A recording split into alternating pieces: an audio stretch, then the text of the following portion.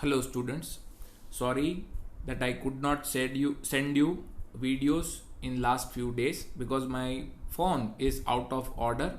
It is not able to record the video properly, and that's why I am sending you a new video in this manner. You cannot see my face, but you can easily see the text that I am going to teach you. So in this video we are going to learn about structural organization of the protein, and we will mention their general function. Okay, so what is our question? Give information of structural organization of protein and mention their general function. So we will learn about the structure of the protein and we will mention the function of the protein. So what is the first point? First point is proteins are polypeptide. We all know that proteins are polypeptides because many peptide bonds are there in protein. That's why they are known as polypeptides. In proteins, many peptide bonds are there, so they are known as polypeptides. And they are linear chain of amino acids. Proteins are linear chains of amino acids which are linked to each other by peptide bonds. So many amino acids are joined to each other by peptide bonds. Many amino acids are joined to each other by peptide bonds. So in proteins, many amino acids are joined with each other by peptide bonds, and many peptide bonds are there, so they are known as polypeptide. And each protein is polymer of amino acid. Each protein is polymer of amino acid. So each protein is made up of many amino acids. Each protein is made up of many amino acids. Like there are 20 types of amino acid. Please make a correction over here. There are 20 types of amino acid, not 21 type of amino acid. Okay, so total 20 types of amino acids are found in the structure of the protein. Say for example, alanine, cysteine, proline, tryptophan, lysine, etc. These are known as different amino acids. Total 20 types of amino acids are there. Now we call protein as a heteropolymer. We call protein as a heteropolymer. Why do we call it as heteropolymer? Because in protein, different types of monomers unite to form the protein. Okay, different types of monomers unite to form the protein, so we call it as a heteropolymer. Whereas in case of homopolymer, a homopolymer has only one type of monomer which is repeated n number of times. In a homopolymer, a single type of monomer is there which is repeated n number times. Okay, whereas in case of heteropolymer, different type of monomers are repeated n number of times. Okay, so we call protein as heteropolymer because different types of monomers are repeated n number of times, whereas in case of homopolymer, only one type of monomer is repeated n number of times. Okay, now certain amino acids are essential and certain amino acids are non-essential. Okay, some amino acids are essential and some amino acids are non-essential. So certain amino acids are essential for our health and they have to be supplied through our diet because our body is unable to produce them. So they should be supplied through our diet. So essential amino acids are those which our body cannot produce, and that's why they should be present in our food. Okay, so amino acids can be essential or non-essential. Essential amino acids we get through our food, while non-essential amino acids are those which our body can make. So non-essential amino acids can be synthesized by our body, whereas essential amino acids are not synthesized by our body, so they should be found in our diet. They should be present in our diet. Okay, so essential amino acids should be present in our diet, and non-essential amino acids are produced by our body, so they need not to be present in our food. Okay, then proteins carry out many functions in living organism. They carry out many functions in living organism, like some of them will transport nutrients across the cell membrane. Some proteins transport nutrients across the cell membrane. In chapter 8 we have talked about the integral proteins. These integral proteins transport nutrients across the cell membrane. Okay, then some proteins help to fight infections, like antibodies. Antibodies are the proteins which help us to fight the infection. Then some proteins work as hormone. Some proteins work as hormone, like insulin hormone, glucagon hormone. Some proteins are working as hormone, and some proteins work as enzyme. Some proteins will work as enzyme. Okay, so let's see some examples of the protein. Let's see some examples of protein and their function. So one example is collagen. Collagen is working as intercellular ground substance. Collagen is working as intercellular ground substance. It is a protein which works as intercellular ground function. Then trypsin. Trypsin is an enzyme. It is found in our digestive tract. It helps in the digestion of the protein. Insulin. Insulin is a hormone. Okay. Then antibody is a protein which helps to fight us against the infection. Then some receptors are present on the cell membrane and they help in sensory reception. They help in the reception of the smell. They help in reception of the taste. We can perceive smell and taste with the help of receptors which are present on the cell membrane. Okay. So some proteins work as receptors and they help in sensory perception. Then GLUT4. GLUT4 is a protein which enables glucose transport in the cell. Glucose is traveling in blood, and when it reaches to the cell, the glucose transporter is located on the cell membrane, and that glucose transporter enables the transport of the glucose from blood into the cell. Okay, glucose transporter enables transport of the glucose from blood to the cell. So these are certain proteins and their function. These are certain proteins and their function. Now let's talk about collagen. Collagen is the most abundant protein in the animal world. Okay, in all animals, which protein is found in most abundant quantities? Collagen protein is found in most abundant quantities in all animals. Okay.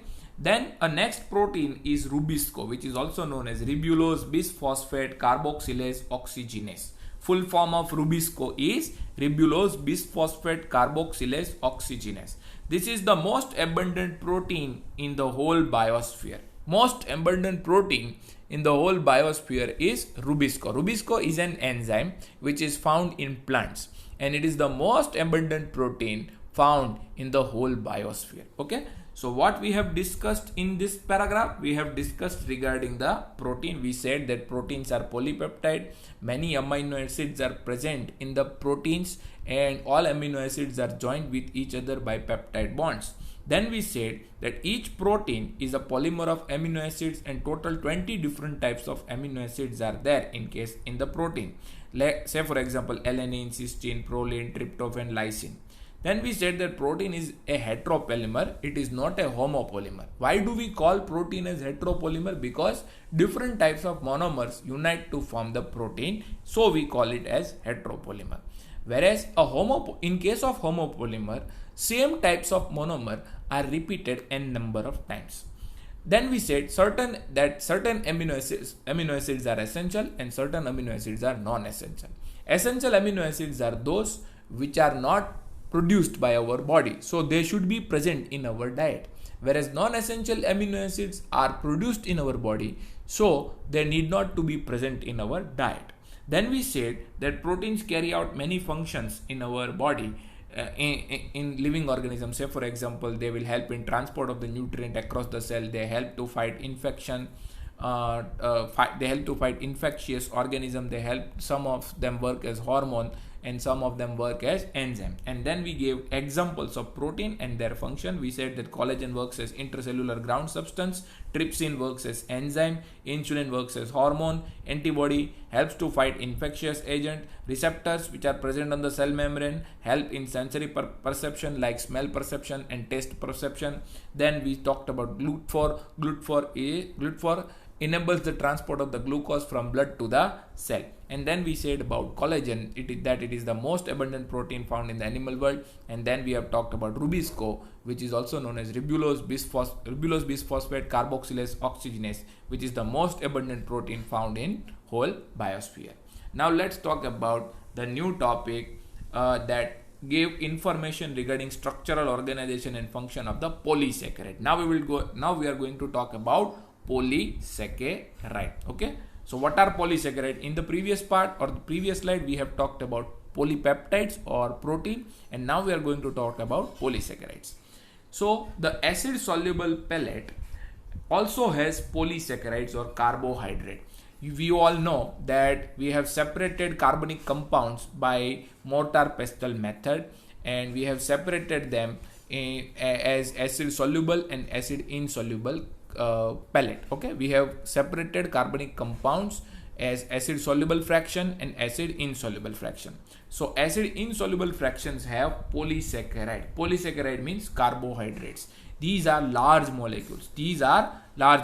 Carbohydrates or polysaccharides are large molecules, and they are found in acid insoluble fraction. Okay, and they are another class of macromolecules. Proteins are a class of macromolecules. Polysaccharides are a class of macromolecules, and nucleic acid are also a class of macromolecules. Okay, now what are polysaccharides? Polysaccharides are long chains of sugars. And they are threads containing different monosaccharides. Polysaccharides are the threads containing different monosaccharides as their building blocks. Okay, so in a polysaccharide thread or in a polysaccharide chain, many monosaccharides are present as building block. In the same manner, many amino acids are there in the protein. Okay, many amino acids are present in the protein. In the same manner, many monosaccharides are present in the polysaccharide. Okay, so polysaccharides are the threads having different monosaccharides as their building block. Now let's talk about some examples of polysaccharide. First example is cellulose. Cellulose is a polymeric polysaccharide consisting of only one type of monosaccharide. So cellulose is a homopolymer. Because it has only one type of monosaccharide, which is glucose. Okay, so cellulose is a polymeric polysaccharide which is made up of only one type of monosaccharide, and so it is a homopolymer, and its monomer is glucose. Monomer of the cellulose is glucose. We all know that cellulose is present in the cell wall of the plant. Okay, so cellulose has only one type of monosaccharide as a monomer, and that monosaccharide is glucose. Okay, and cellulose is a homopolymer. Now let's talk about another polysaccharide, that is starch. Starch is a variant from cellulose but present as a storehouse of energy in plant tissue. In the beginning of the 8th chapter, while drawing the cell of plant, we said that cytoplasm of the plant cell has starch granules in it. And these starch granules are nothing but a polysaccharide. And starch is also a homopolysaccharide. And its monomer is glucose. Monomer of the starch is glucose. Okay, Then animals have polysaccharide, another polysaccharide known as glycogen. In animals, the polysaccharide which is stored in their cell is known as glycogens. In animals, the polysaccharide which is stored in their cell is known as glycogen. And here a structure of the glycogen is given. Okay, a structure of the glycogen is given. Say for example, this is one chain, this is second chain, third chain, fourth chain, fifth chain, sixth chain, and seventh chain. So this is a branching polysaccharide. Okay, all branch are arising from one branch. Okay, or from one branch another branch is arising, and from that branch the third or fourth branch is arising. So this is a structure of the glycogen. Okay, it is a representative structure of the glycogen. Okay, now let's talk about inulin. Inulin is polymer of fructose. So inulin is also a homopolymer, and its monomer is fructose. Okay, in a polysaccharide chain, say for example glycogen, the right end is called reducing end and the left end is known as non-reducing end. Okay, in this here the right end, this right end is known as reducing end, and this left end is known as non-reducing end. Okay, so in a polysaccharide chain, the right end is known as reducing end and the left end is known as non-reducing end. Okay, then let's talk about starch again. Starch forms helical secondary structure. Okay, generally starch is present as like linear chain, but sometimes it forms this kind of helical structure only. Okay, so starch forms secondary helical structures which can hold iodine molecules in the helical portion. Here the helical portion is there. Here helical portion is there. In this helical portion, iodine can get trapped. Okay, in this kind of structure, iodine cannot get trapped. But when the starch forms helical structure, the iodine will get trapped. Okay, so starch forms helical secondary structure, and starch can hold iodine molecules in the helical portion, and that's why starch and iodine together gives blue color. Okay, as the starch is able to hold iodine, in the helicals, that's why it will give blue color. Okay, whereas glycogen cannot retain iodine in the structure. Glycogen cannot retain iodine in their structure, so it will not give blue color. Okay, so starch gives blue color because it is able to retain the iodine in its structure. In the same manner, cellulose does not contain complex helix, and that's why it cannot hold iodine. So cellulose will also not give blue color.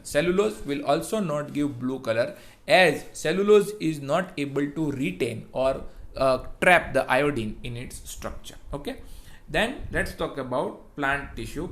Plant cell walls are made up of cellulose. Cell walls are made up of cellulose. Papers are also made up of plant pulp. Paper that we use in our books, papers are made up of plant pulp, and cotton fiber are also cellulosic. The cotton clothes that we wear are also cellulosic in nature. There are more complex polysaccharide in nature. They have building blocks as amino sugar and chemically modified sugar. So till now we have discussed about the polysaccharide, and in that polysaccharide we have talked about simple sugar only. We have not discussed about the amino sugar. Okay, the polysaccharide that we have discussed till now are starch, glycogen, then inulin. Okay, we have discussed about them, but now we are going to talk about a different class of polysaccharide which are having amino sugars or chemically modified sugar as their building blocks. Okay, amino sugars or chemically modified sugars as their building blocks. Say for example, glucosamine and N-acetyl-galactosamine are chemically modified sugar. Glucosamine and N-acetyl-galactosamine are chemically modified sugar, and they are present in chitin. Glucosamine and N-acetyl-galactosamine are amino sugars. They are chemically modified sugar, and they work as building block in case of chitin. They are the building blocks of the chitin, and chitin is found in exoskeleton of the arthropod. In chapter 4 we have talked about arthropod. Okay, in the chapter 4 we have talked about arthropod. So exoskeleton of arthropods have a complex polysaccharide chain called chitin, and these complex polysaccharides are known as heteropolymers because two building blocks are there, glucosamine and N-acetyl-galactosamine, and structure of both of them is different. So chitin is known as heteropolymer. Starch is a homopolymer, inulin is a homopolymer, cellulose is a homopolymer, glycogen is a homopolymer. But chitin is a heteropolymer. Why? Because two different types of sugars, which are amino sugars, are found in the chitin. Say for example, N-acetyl-galactosamine and glucosamine are present in chitin. And where do we find chitin? We find chitin in exoskeleton of the arthropods, and it is a heteropolymer. Chitin is a heteropolymer. Okay, so this is all about polysaccharide. What we have said about polysaccharide, that polysaccharides are found in acid insoluble pellet as they are macromolecule, and polysaccharides are long chain of the sugar, and they are threads of many different monosaccharides. Okay, they are threads of different monosaccharides as building blocks. Okay, and cellulose is a homopolymer and its building block is glucose. Cellulose is a homopolymer and its building block is glucose. Starch is also a homopolymer and its building block is also a glucose, and it is found in plant tissue. Starch is found in the plant tissue. Then we talked about glycogen. Glycogen is found in the animal cells. Glycogen is found in the animal cells, and glycogen is highly branched in structure. Glycogen is highly branched in structure. In case of glycogen, the right end is reducing and left end is non-reducing. In case of glycogen, right end is reducing and left end is non-reducing. Inulin is polymer of fructose. Inulin is polymer of the fructose. Fructose is a sugar. Then we talked about starch, that starch forms helical structure, and in this helical structure iodine gets trapped, and as the iodine gets trapped, the starch along with the iodine will give blue color, whereas glycogen and cellulose cannot trap the iodine in their structure, and that's why when we pour iodine on cellulose as well as starch, we do not get blue color. Okay, so glycogen and cellulose do not give blue color when they are mixed with the iodine. And then we have talked about the cellulose, that cellulose is a homopolymer and it cannot retain iodine, and cellulose helps in the formation of paper. Okay, it helps in manufacturing of the paper, as well as cotton fibers are also made up of cellulose. And then we have talked about chitin, that chitin is a heteropolymer. It is made up of amino sugars, which are chemically modified sugars. And which kind of sugars are present in chitin? N-acetyl glucosamine and N-acetyl glucosamine and N-acetyl galactosamine are present in chitin, and that's why chitin is a heteropolymer, and chitin is found in exoskeleton of the arthropods. Okay, so students, we have discussed about two topics today. We have discussed protein and we have discussed polysaccharides. Okay, I hope you have understood the topic well. Please make the notes from the video only, okay, and then send in the group as homework. Okay, thank you.